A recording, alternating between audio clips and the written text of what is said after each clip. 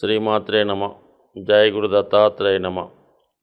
ఈ వీడియోలో జూలై 1వ తారీఖు నుంచి 31వ తారీఖు మధ్యలో జరగబోయే మాస ఫలితాలు మీనరాశి వారికి ఏ విధంగా ఉండబోతున్నాయి అన్న విషయాన్ని ఈ వీడియోలో పరిశీలిద్దాం. మీనరాశి వారికి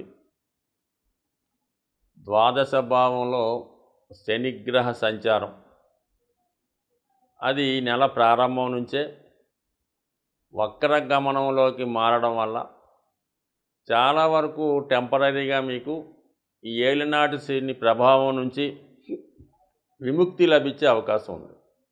అంటే శని వక్రించడం వల్ల 11వ భావంలో ఉన్నటువంటి ఫలితాలు కూడా మీకు ఈ నెల ప్రారంభం నుంచి సుమారుగా ఒక 5 నెలల పాటు ఉండే అవకాశం ఉన్నది. శని మీకు 11వ స్థానంలో ఉన్నప్పుడు ఖచ్చితంగా మరి గతంలో ఉన్న విధంగానే ఉద్యోగ సంబంధించిన విషయాల్లో కానీ బంధువులు సహకరించే విషయంలో కానీ మంచి ఫలితాలు రావడం జరుగుతూ ఉంటుంది. అయితే ప్రస్తుతం మీరు గత కొంతకాలంగా ఏదైనా గట్టిగా ప్రయత్నం చేస్తూ ఉంటారు కదా.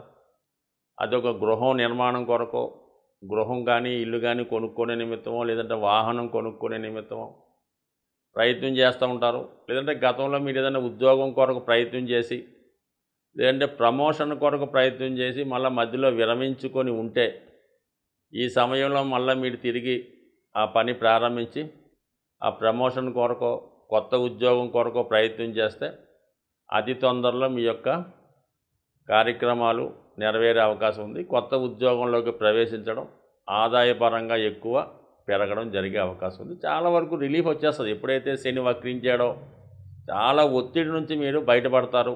చాలా ఫ్రీగా నిర్ణయాలు తీసుకుంటారు. మనీ రొటేషన్ పెరుగుతూ ఉంటుంది. జాగ్రత్తగా ఈసారి వ్యవహరించుకుంటే గత 6 నెలలుగా సంవత్సరంగా ఉన్నటువంటి సమస్యల నుంచి బయటపడడం జరుగుతుంది.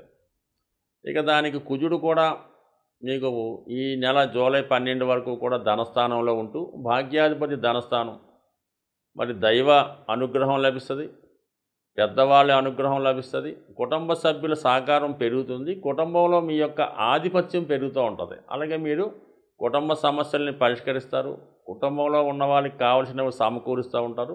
ఫర్ ది సేమ్ టైం మీ కుటుంబంలో ఒకరికి ఏదో ఆదాయం పెరగడమో, ఉద్యోగం రావడం వల్ల కుటుంబ ఆదాయం కూడా పెరుగుతుంది.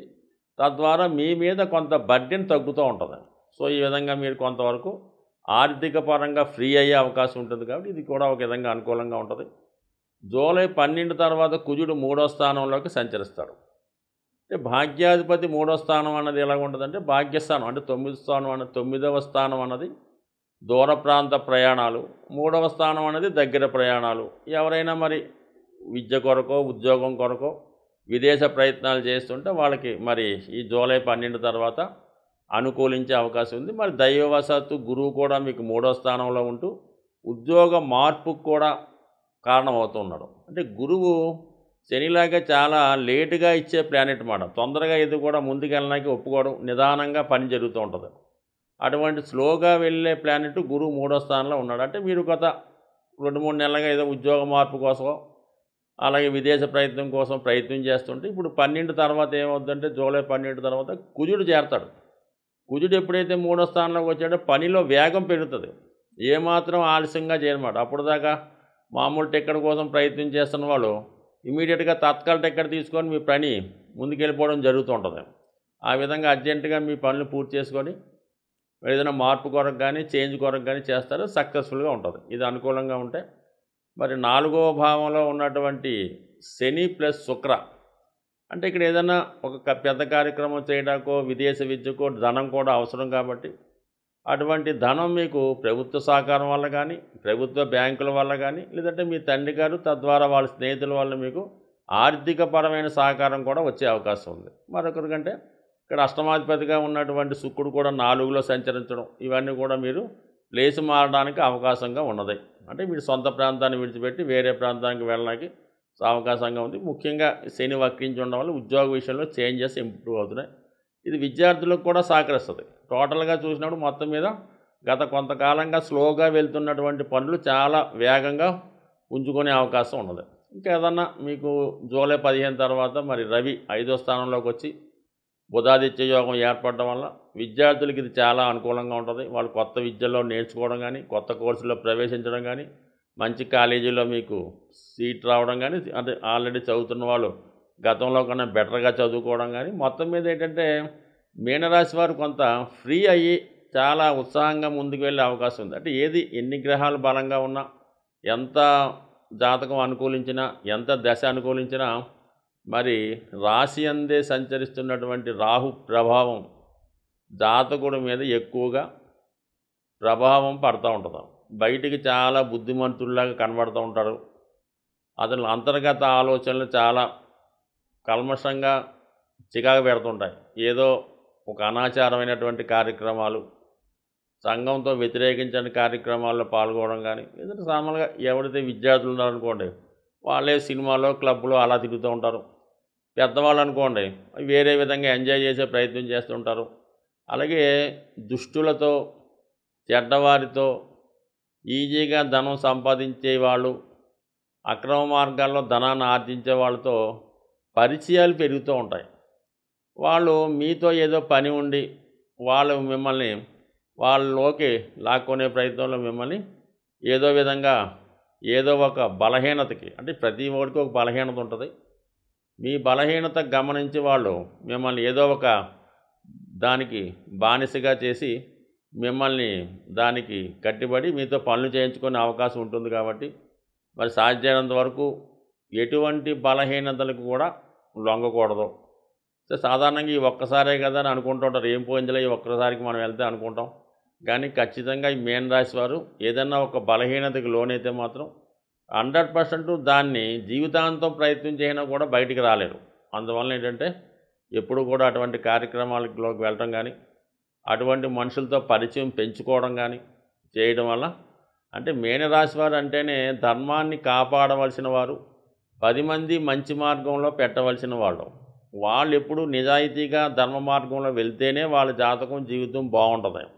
వాళ్ళు ఎటువంటి చిన్న పొరపాటు చేసినా మిగతా వాళ్ళకన్నా ఎక్కువ పనిష్మెంట్ ఉండే అవకాశం ఉంది. జాతకాలను నమ్ముతూ గోచారాన్ని ఫాలో అవుతున్న వాళ్ళకి ఈ జూలై నెల ప్రారంభం నుంచే శనిగ్రహం వక్రించడం జరుగుతూ ఉంటుంది. మేజర్ గ్రహాలైనటువంటి శని, గురువు ఎక్కువగా సంవత్సరానికి వక్రించడం జరుగుతూ ఉంటుంది. అది ఒక 4 నెలల నుంచి 5 నెలలు అటు ఇటుగా జరుగుతూ ఉంటుంది. అయితే శని ప్రస్తుతం వక్రగమనంలోకి మారడం జరిగింది 30వ తారీఖు జూన్ నుంచి. అయితే సాధారణంగా అనుకుంటుంటారు శని ప్రభావం కొన్ని రాశులకే ఉంటుంది, కొన్ని రాశులకి ఉండదు అని అనుకోవడానికి ఏమీ లేదు. అంటే 3, 6, 11లో ఉన్నప్పుడు కొంతమందికి అన్నీ బాగుంటాయి. కానీ అన్ని రాశుల మీద శనిగ్రహ ప్రభావం ఖచ్చితంగా రావడం జరుగుతూ ఉంటుంది. సో ఆ కారణం వల్ల ఏంటంటే ప్రతి ఒక్కరు కూడా శని యొక్క అనుగ్రహానికి కావలసి ఉంటుంది. అప్పుడు ఏమవుతుందంటే మీకు ఆటోమేటిక్గా శని ఎప్పుడైతే మీకు ఫేవర్గా మారాడో అది కర్మ సంబంధించింది కాబట్టి ఉద్యోగ సంబంధించిన విషయాలు, ఆరోగ్యానికి సంబంధించిన ఏ సమస్త విషయాల్లో కూడా శని కారకత్వం వహిస్తుంటాడు. కాబట్టి ప్రతి ఒక్కరూ కూడా, అంటే శని గతంలో కన్నా వక్రించున్నప్పుడు ఎక్కువ బలవంతుడై ఉంటాడు. అది మంచి కానీ చెడు కానీ చాలా విపరీతంగా ఇవ్వడం జరుగుతూ ఉంటుంది. సో దెబ్బ కొడితే కోలుకోలేని దెబ్బ కొడుతుంటాడు.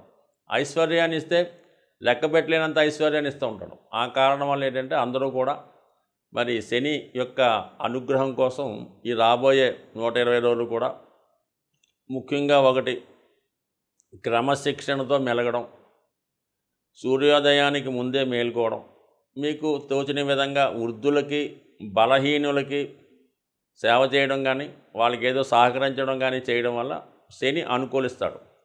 అంటే ఈ విధంగా శని అనుకూలించడం వల్ల ఏ రాశి ఏ లగ్నం సంబంధం లేకుండా శని అనుగ్రహానికి పాత్రలైతే ఇప్పుడు గతంలో ఇచ్చిన దానికన్నా ఎక్కువ ఫలితాన్ని శని భగవానుడు ఇస్తాడు. కాబట్టి సాధ్యమైనంత వరకు మరి ఇప్పుడు రాబోయే కూడా మరి ఆషాఢ మాసం అవనివ్వండి, భాద్రపద మాసం, ఇవన్నీ కూడా మంచి రోజులు. కాబట్టి ఒక భక్తి మార్గంలో మంచి మార్గంలో వెళ్ళడం వల్ల మీలో ఉన్నటువంటి దుష్కర్మల్ని, చెడుల్ని శని దాన్ని నిర్మూలించే కార్యక్రమంలో ఉంటాడు, వక్రించి ఉన్నాడు కదా. ప్రతి ఒక్కరిని కూడా చాలా వాళ్ళు బూజు దులిపి శుభ్రం చేసే ప్రయత్నం చేస్తూ ఉంటాడు. మరి దానికి మీరు సిద్ధంగా ఉంటే ఏ రాశి వారైనా తొందరలోనే సంస్కరించబడి మంచి మార్గంలో నడుస్తూ తొందరలోనే లైఫ్లో సెటిల్ అయ్యే ప్రయత్నం జరుగుతుంటుంది. కాబట్టి ప్రతి ఒక్కరు కూడా మరి నిజాయితీగా వ్యవహరిస్తూ మరి అందరికీ కూడా మంచిగా ఉంటూ సహాయం చేస్తే 100% ప్రతి ఒక్కరి జీవితాలు కూడా మారే అవకాశం ఉంటుంది. స్వస్తి.